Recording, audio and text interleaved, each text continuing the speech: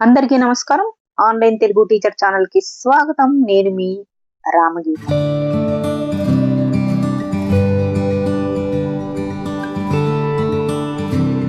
ఈరోజు మనం ఒరిస్సాలోని పూరి సముద్ర తీరానికి వచ్చాము.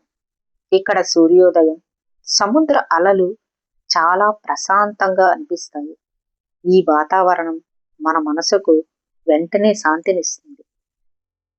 ఇక్కడ భక్తులు పూరి జగన్నాథ మందిరం దర్శనం తర్వాత సూర్యాస్తమయం చూడటానికి వస్తారు. ప్రతి సంవత్సరం చరిత్ర మరియు సాంప్రదాయాలతో నిండిన మకర సంక్రాంతి, రథయాత్ర వంటి వేడుకలు ఈ బీచ్ వద్ద ఘనంగా జరపబడతాయి.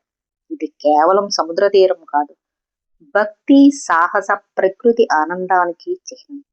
మనం తరువాత పూరి జగన్నాథ ఆలయానికి వెళ్తున్నామండి. ఇది హిందువులకి చాలా పవిత్రమైన పుణ్యక్షేత్రం. ప్రతి సంవత్సరం జరిగే రథయాత్ర చాలా ప్రసిద్ధి చెందింది.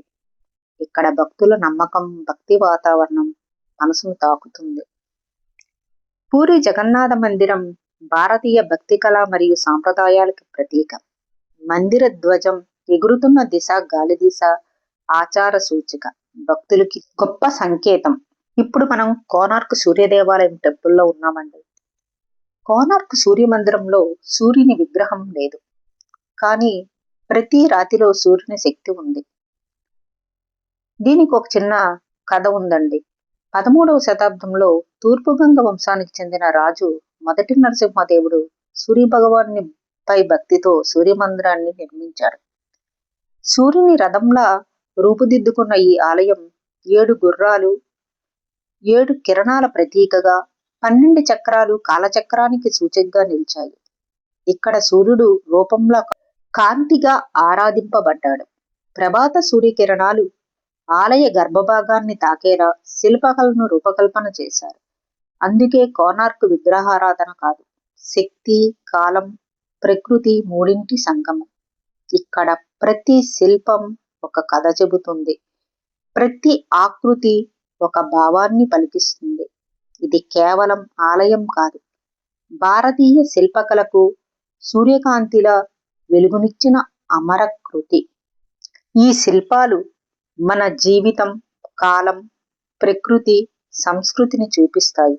అందుకే ఈ దేవాలయం భారతీయ శిల్పకళకు ఒక గొప్ప ఉదాహరణగా గుర్తింపు పొందింది.